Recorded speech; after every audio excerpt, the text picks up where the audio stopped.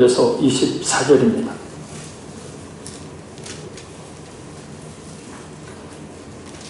사무엘상 19장 18절에서 24절. 다윗을 보호하신 하나님, 이런 말씀이 좀 우리 시간 은혜 나눕니다. 하나님은 우리를 보호하시는 분이시죠. 그러면 어떻게 보호를 하실까? 먼저는 기록적인 방법입니다. 예를 들면 출애굽 때 홍해를 가르시는 초자연적인 방법으로 이스라엘을 보호하셨죠. 그리고 낮에는 구름기둥, 밤에는 불기둥으로 사나운 태양빛으로부터, 그리고 밤에 영하로 떨어지는 날씨로부터 보호하셨습니다. 다니엘과 세 친구들을 보통 불보다 더 뜨거운 풀무불 속에서 머리털 하나 타지 않도록 보호하셨습니다. 이 외에도 수많은 하나님의 기적적인 보호하심이 있습니다. 또 한 가지 방법은 일반적인 자연의 법칙, 또한 사람을 통해서, 그 사람이 어떤 혈연이나 우정 등의 관계를 통해서도 보호하십니다. 우리는 이 경우를 하나님의 보호하심으로 인식하지 못하는 경우들이 있는데 그렇지 않습니다. 하나님께서는 그렇게 여러 가지 관계와 그리고 보통의 이치를 통해서도 보호하십니다. 어떤 경우이든 우리가 지금 이 자리에 그래도 무사히 있는 것은 하나님의 보호하심이 있었기 때문임을 우리가 확신하고 또 하나님께 감사를 드려야 될 줄로 믿습니다.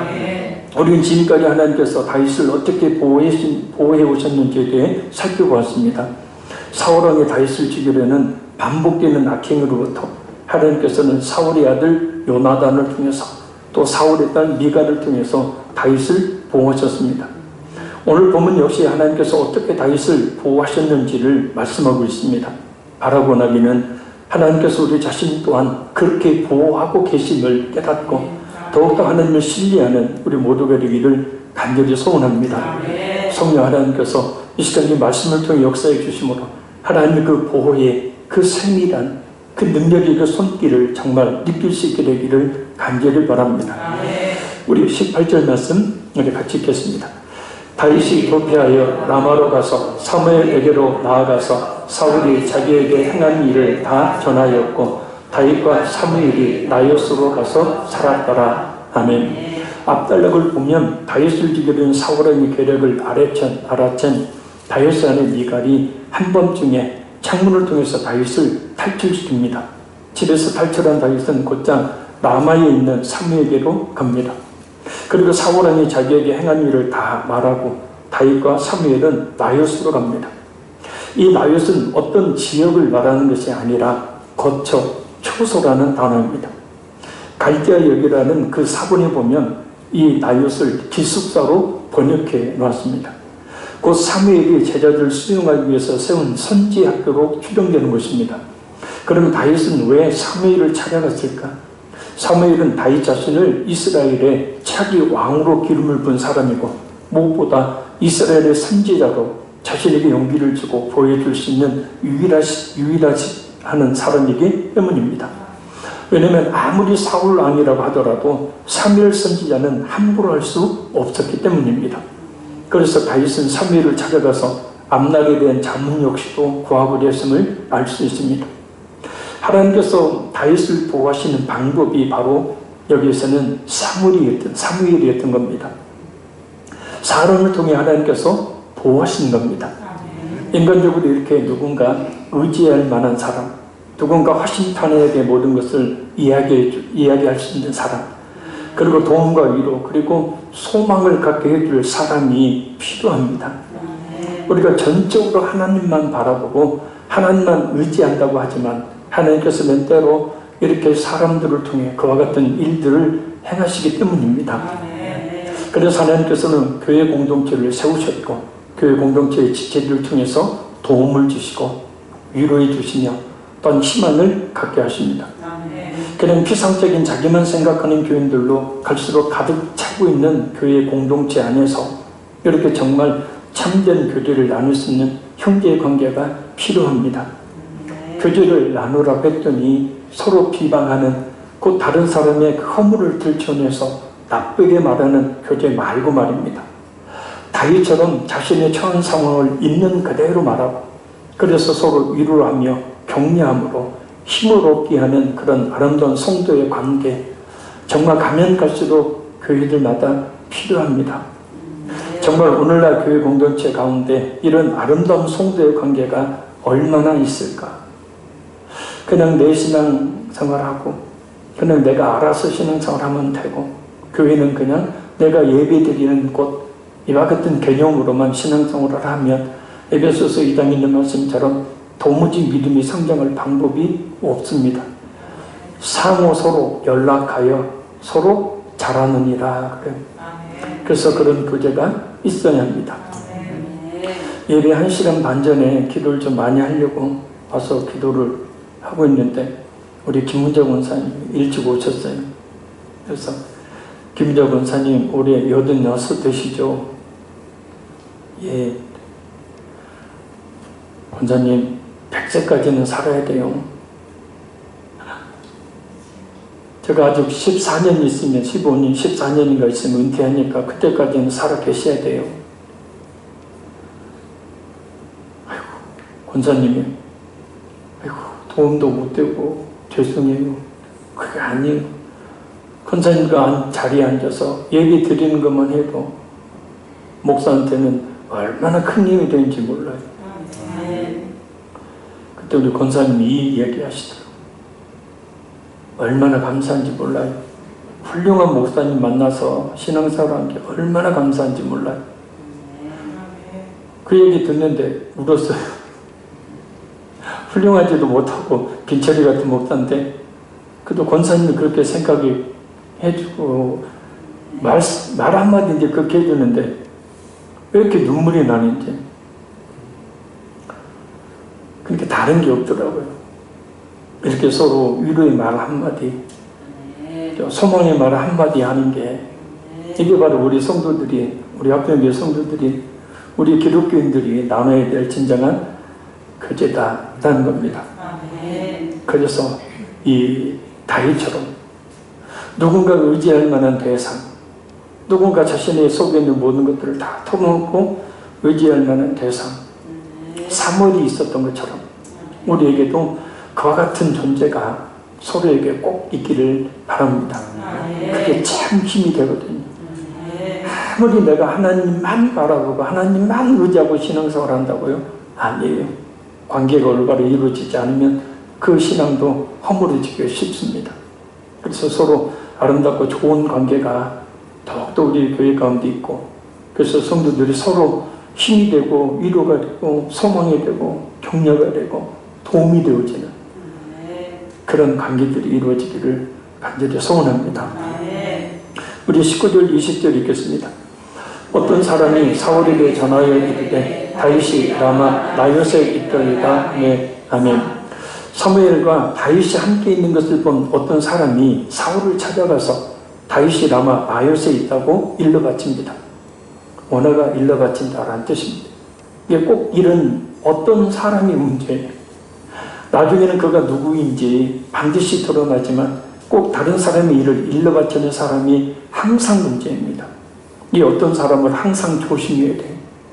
이 어떤 사람은 항상 이 어떤이라는 단어가 말해주듯 처음에는 그 실체를 드러내지 않고 은밀하게 말하고 행동합니다. 그러나 그 은밀한 사람의 은밀한 말은 사람들 사이를 이간질시키고 또한 더욱 나쁜 관계가 되게 만드는 파탄이라는 얼굴로 자신의 그 실체를 결국에는 드러냅니다. 따라서 이 어떤 사람과는 정말 사귀지 말아야 합니다. 잠언 20장 19절 두루 다니며 한담하는 자는 남의 비밀을 누설하느니 입술을 벌린 자는 사귀지 말지니라. 아멘. 오늘을 보면 한담이라는 말을 험담이라고 번역합니다.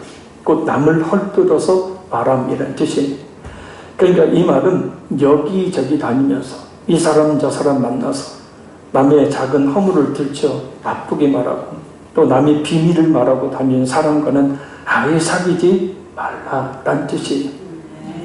그러니까 깊은 교제를 나누지 말라는 겁니다. 또한 잠언 25장 9절입니다.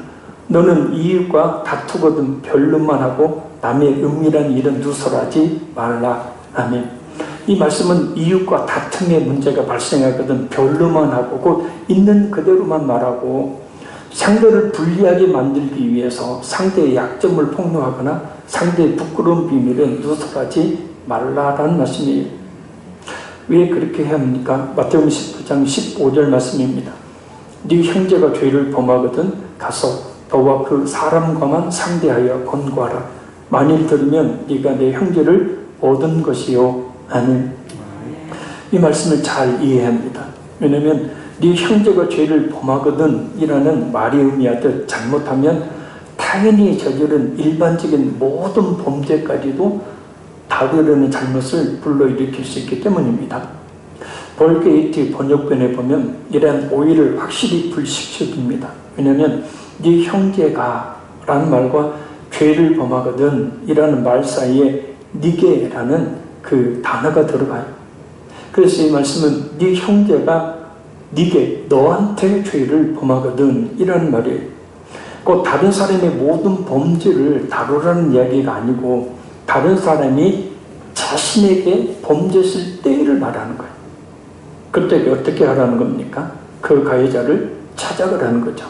물론 범죄가 크든지 작든지 간에 피해자인 자신이 가해자를 먼저 찾아간다는 것은 쉬운 일이 아닙니다.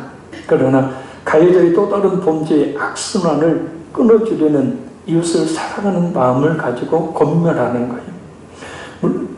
물론 찾아가서 자신의 억울함이나 분함을 해소하려는 목적을 두어서는 안 되겠죠. 죄에 대해 책망하거나 또 잘못되기를 바라는 그런 목적으로 두고 가서도 안 됩니다. 권고하라 라는 말씀이 의미하듯이 상대로 하여금 잘못을 깨달아 행동을 돌이킬 수 있도록 해야 한다. 그래서 다시 형제의 관계를 복원하는 것을 말합니다. 이 말씀은 가급적 문제를 확대시키지 말고 조용히 해결하기 위한 조치를 말합니다. 다른 사람의 잘못에 대해서 이 사람 저 사람에게 말을 해서 문제를 확산시키지 말라는 거예요. 섣불리 다른 사람을 성급하게 비판하거나 함부로 정죄하지 말라는 말씀입니다. 마태복음 7장 1절에서 5절에 비판을 받지 아니하려면 비판하지 말라. 너희가 비판하는 그 비판으로 너희가 비판을 받을 것이다. 너희가 헤아리는 그 헤아림으로 너희가 헤아림을 받을 것입니다. 어찌 형제의 눈 속에 있는 티는 보고 네 눈 속에 있는 들보는 깨닫지 못하느냐. 보라, 네 눈 속에 들보가 있는데 어찌 형제에게 말하기를 나로 네 눈 속에 있는 티를 빼게 하라 하겠느냐. 왜 시켰는 자여? 먼저 네 눈 속에 들보를 빼어라. 그 후에야 밝히보고 형제의 눈 속에서 티를 빼리라. 아멘. 우리는 참으로 다른 사람의 잘못을 잘도 발견해냅니다. 아주 작은 티끌과 같은 거라도 잘도 들춰냅니다. 그래서 쉽게 손가락질하고 비판하고 정죄합니다. 그런 시선으로 자신을 봐야 하는데도 말입니다. 자신을 똑바로 잘 보지를 못해요. 그래서 자신의 눈 속에 있는 들보를 보지 못하고 자꾸 상대의 눈 속에 있는 작은 티는 빼라고 소리를 지르는 겁니다. 왜? 하나님께서 우리 눈을 가까운 것은 보게 하시고 왜 먼 것은 잘 보이지 않도록 창조하셨는지 그 의미를 알아야 해요. 자신을 잘 보라는 거죠. 자신을 제대로만 본다면 다른 사람 함부로 손가락질할 수 없다는 거예요. 그래서 이런 말씀이 있죠. 베드로전서 4장 8절에 무엇보다 뜨겁게 서로 사랑할지니 사랑은 허다한 죄를 덮느니라. 아멘. 우리의 죄를 씻어주시기 위해서 그 피를 흘려주시고 우리에게 영원한 생명을 주시기 위해서 그 몸을 찢으신 그 예수님의 십자가의 사랑이 우리 모든 죄와 허물을 다 덮었듯이 우리 또한 그 십자가의 사랑을 입은 사람으로 내게 죄를 지은 형제를 대해야 한다는 거예요. 우리 자신이 내가 그 수많은 죄, 그 부끄러운 죄, 수치스러운 죄, 남이 알면 정말 손가락질하고 정죄할 욕설을 퍼부을 그 많은 멸망로를 마땅한 죄를 우리 하나님은 우리 예수님은 아무것도 묻지 않으셨어요. 절치지도 않으셨어요. 그냥 묻지 않고 용서해 주셨어요. 그것이 바로 십자가의 사랑이에요. 그래서 우리가 그 십자가의 사랑을 받은 사람이라면 우리 역시도 마땅히 그렇게 해야 한다는 겁니다. 예수님은 그렇게 용서하지 못하는 사람을 향해서 하나님의 용서 또한 받지 못할 것이라고 마태복음 18장 35절에 분명하게 이렇게 말씀해요. 너희가 각각 마음으로부터 형제를 용서하지 아니하면 나의 하늘 아버지께서도 너희에게 이와 같이 하시리라. 아멘. 그러니까 우리가 진정한 죄사함의 은혜를 입는 것은 물론 법적으로 하나님 앞에 우리의 모든 과거, 현재, 미래의 죄는 단번에 다 씻음받아 깨끗하게 사해짐을 받았지만 이 세상에 사는 동안에 우리가 죄의 영향 아래 놓이지 않기 위해서는 우리가 분명히 어떤 용서해야 될 사람을 용서하고 이해해야 될 사람을 이해해야 된다는 거예요. 그렇게 하지 않으면 하나님도 나를 이해하고 사랑하지 않으신다는 거죠. 그러니까 뭐냐면 우리가 진정으로 죄에서 자유함을 얻는 때는 언제냐? 바로 내게 힘들고 어렵게 했던 사람들을 진심으로 용서하고 그를 이해하는 겁니다. 그때 하나님의 그 죄사함의 은혜가 깊이 깨달아 알게 되어지죠. 왜요? 이놈의 자존심, 이 쓸데없는 이기심, 이 교만 때문에, 이 잘못된 부정적 감정 때문에 용서하지를 못했는데 용서를 했어요. 거기서 하나님이 나를 얼마만큼 나의 모든 죄를 용서해 주셨는지를 알게 되니 거기에서 모든 죄에 대한 자유함을 다시 한번 느낄 수 있게 되어지고 그 하나님의 깊은 사랑이 또한 내게서 이루어짐으로 말미암아 성령으로 충만하게 되어지는 겁니다. 감정을 버려야 합니다. 네 생각을 버려야 합니다.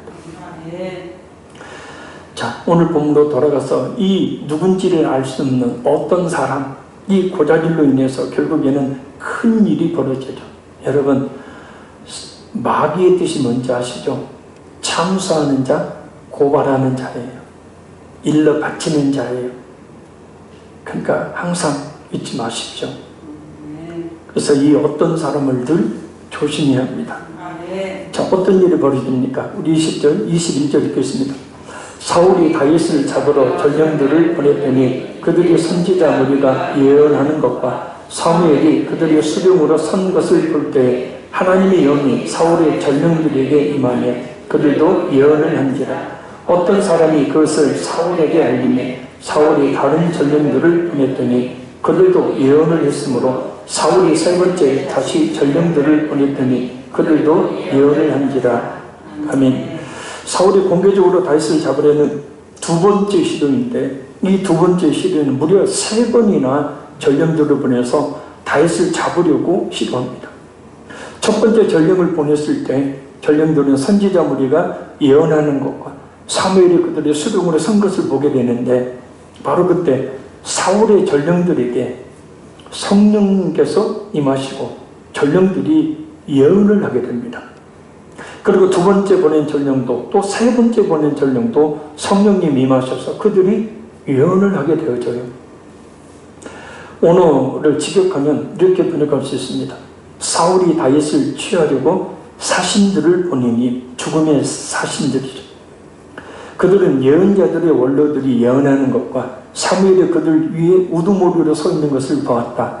여호와의 영이 사울의 사신들에게 임하니 그들도 예언자처럼 중얼거렸다. 아멘. 우리는 여기서 몇 가지 궁금증을 가지게 됩니다. 첫째는 예언자라고 불리는 선지자들의 존재 이유입니다. 일반적으로 열왕기상 20장 35절을 보면 선지자들의 생도라고 말하는 선지자들이 있는 것은 신학자 에드워드 J. 영에 의하면 사무엘이 이들을 양성했기 때문이라고 얘기해요. 열왕기하 2장, 4장, 6장, 9장을 보면 이들은 엘리야와 엘리사 시기에 길갈, 베델 그리고 여리고 등지에서 상당히 많은 수가 존재하고 있었고 구체적으로 열왕기하 4장 38절에 43절을 보면 엘리사 앞에서만 100여 명의 선지자의 생도가 같이 식사했다는 기록이 나옵니다. 그러면 왜 이 선지자들이 존재했던 것인가? 이 시기는 곧 사무엘의 시기, 구약에서 하나님의 그 나라, 하나님의 왕국의 발전에 있어서 전환점을 이루는 때였어요. 그 사무엘의 소명 직후에 제사장들의 타락으로 인해서 더럽혀진 성소에 하나님의 심판이 임하셨죠. 그래서 말씀을 상징하는 언약궤를 빼앗겨버렸습니다. 하나님의 말씀을 빼앗겨버린 거예요. 그 결과 이스라엘에게 하나님께서는 더 이상 머무시지를 않았어요. 그래서 사무엘은 이스라엘에 하나님의 말씀을 바르게 전하고 가르칠 선지자들이 필요함을 절감하고 선지자를 양육하여 이렇게 세우는 거예요. 영적 암흑교라고 표현되는 지금 이 시대에 정말 필요한 것은 하나님의 진리의 말씀이 바르게 선포되는 것입니다. 그리고 하나님의 진리의 말씀을 바르게 선포할 하나님의 참된 이 설교자들이 더욱 필요한 때입니다. 예언이 하나님의 말씀이었듯이 하나님의 말씀을 잘 해석하여 전하는 예언자적 이 사명을 가진 설교자들이 절대적으로 필요한 시대입니다. 왜냐하면 복음이 차지해야 될 자리를 하나님의 하나님의 말씀 그 자체가 차지해야 될 자리를 인간의 말이 차지하고 있는 경우들이 참으로 많기 때문입니다. 저는 읽었던 책 중에 위대하신 그리스도라는 책이 있습니다. 미국의 기독교 지성 중에 최고의 지성이라고 불리는 데이비드 웰스 교수, 데이비드 웰스 목사의 책입니다. 이 데이비드 웰스는 그 책에서 오늘날의 현재 복음주의 교회들의 적나라한 모습들을 드러냅니다. 복음이 없는 교회라. 진짜 있어야 될 복음이 없는 교회들. 그리고 복음이 변형된 교회들. 소비자가 된 회중들의 요구에 따라 얼마든지 죄나 심판의 메시지조차도 바꿔버리는 교회들의 모습들을 지적합니다. 그러니까 마땅히 복음을 증거해야 되는데 복음을 증거하지 않는 거예요. 죄의 심판, 이에 대해서는 설교를 하지 않는 겁니다. 왜요? 듣기 좋아하는 말을 해야 되기 때문에. 듣기 싫은 죄와 심판에 대한 이야기를 하면 교회를 떠나거나 이 신앙상 설교를 듣지 않아 버리기 때문에 어쩔 수 없이 그런 수요가 있기 때문에 그런 공급을 해야 된다는 거예요. 그래서 정말 전해야 될 복음이 소비된 회중의 요구에 그 자리를 내어주고만, 그러나 겉은 화려하고 그럴듯한 모습을 가진 현대 복음주의 교회의 모습을 지적합니다. 교회는 외적으로 성장할지 모르지만 그 자리에 복음의 자리, 진리의 말씀의 자리가 없게 됨을 지적합니다. 하나님의 뜻이 아닌 인간의 뜻, 인간이 중심이 되어버린 오늘날의 현대 복음주의 교회의 모습이 가진 이면엔 바로 바른 신학, 바른 복음, 그리고 참된 기도가 사라져버린 짙은 어두움이 자리하고 있다라고 이야기합니다. 그래서 정말 필요한 것은 사무엘이 선지자들을 세웠던 것처럼 하나님의 말씀을 하나님 말씀되게 바르게 선포할 그런 설교자가 더욱더 필요한 때입니다. 그래야 최소한 그 설교를 듣고 있는 영혼들이라도 하나님 앞에 깨어있게 되기 때문이라는 거예요. 그래서 우리는 기도해야 합니다. 우리 교회가 정말 하나님의 말씀만 전하는 교회가 되게 해주시라. 둘째, 예언자들의 예언뿐만 아니라 사울이 보낸 전령들이 성령께서 임하심으로 인해서 예언을 했는데 그 예언이 어떤 예언이냐는 겁니다. 과연 어떤 내용의 예언을 했을까? 사실 구체적으로 어떤 예언을 했는지 성경에 나와 있지 않기 때문에 알 수는 없습니다. 그러나 열매를 보고 그 나무를 알 수 있다고 했듯이 선지자들이나 전령들, 그리고 나중에 사울왕조차도 예언을 했는데 그 예언의 공통적인 열매가 뭐였냐면 다윗을 죽이려는 계획이 무산되었다는 거예요. 그래서 이를 통해서 볼 때 특별한 말로서의 예언이라기보다는 영적으로 다윗을 체포하지 못하도록 성령께서 강력하게 그들을 붙잡으셨다라는 것을 알 수 있어요. 우리나라 최고의 신학자 중에 한 명인 박윤선 박사님은 그의 주석에서 이렇게 말합니다. 그들이 예언했다는 것은 영적으로 동화되어 결국 다윗을 체포할 수 없게 된 것을 의미한다. 그러니까 성령에 강력하게 붙들림 받으니까 다윗을 체포할 생각을 못한 거예요. 원어를 보면 뭐라고 번역하고 있냐면요, 이 예언자들처럼 중얼거렸다라는 뜻이에요. 그러니까 명확하게 어떤 예언을 했다는 얘기가 아니라 예언을 하긴 했는데 중얼거렸다라는 거예요. 남들이 쉽게 알아들 수 없는 말을 혼자 중얼거리듯 했다는 거예요. 그래서 성령님께서 다윗을 해하지 못하도록 강력하게 그들을 주관하셨다는 거예요. 다윗을 잡으려는 또는 죽이려는 생각을 아예 할 수 없도록 말입니다. 성령께서 그들에게 강력하게 임하심으로 다윗을 해하려는 생각을 아예 하지 못하도록 만들어버리신 거예요. 죄를 이기는 방법, 우리의 생각이나 감정이 아닌 오직 하나님의 뜻을 분별해 따를 수 있는 방법은 그래서 오직 하나, 성령으로 충만해지는 것입니다. 그래서 성령께서 강력하게 그들을 붙잡아 주시지 않았다면 바로 사울은 I will, 나의 뜻, 그것은 다윗을 죽이는 것이었기 때문에 자신의 뜻을 이뤘을 겁니다. 그러나 성령이 강력하게 그를 붙잡자 I will이 아닌 you will, 당신의 뜻, 곧 하나님의 뜻대로 움직일 수밖에 없었던 거예요. 성령께서 강력하게 우리에게 임하여 주셔서 우리의 생각과 감정을 완전히 지배해 주시기를 바랍니다. 그러니 우리는 날마다 성령으로 충만하게 되기를 간구해야 합니다. 성령으로 인하여 살 때만이 참 그리스도인답는 삶을 살 수 있기 때문이에요. 만약 성령께서 전령들에게 강력하게 임하여 주시지 않았다면 아마 참담한 일이 벌어졌을 것입니다. 그런데 놀라운 것은 성령님께서 사울에게까지 임하셨다는 거예요. 자, 우리 22절에서 24절 마지막에 읽겠습니다.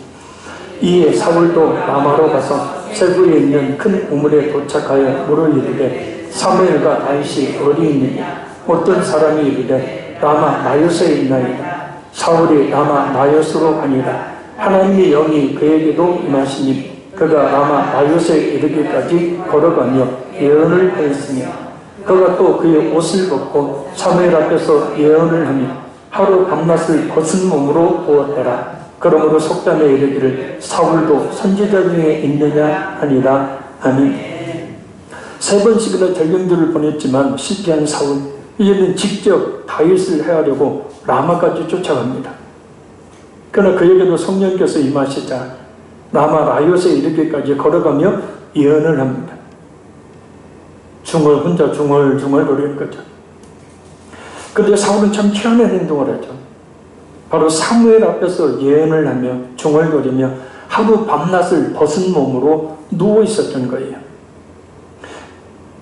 이 벗은 몸이라는 말을 두고 완전히 발가벗은 것이라고 해석하는 그런 분도 있는데 오늘을 보면 정식 복장을 갖추지 않는 상태를 이야기합니다.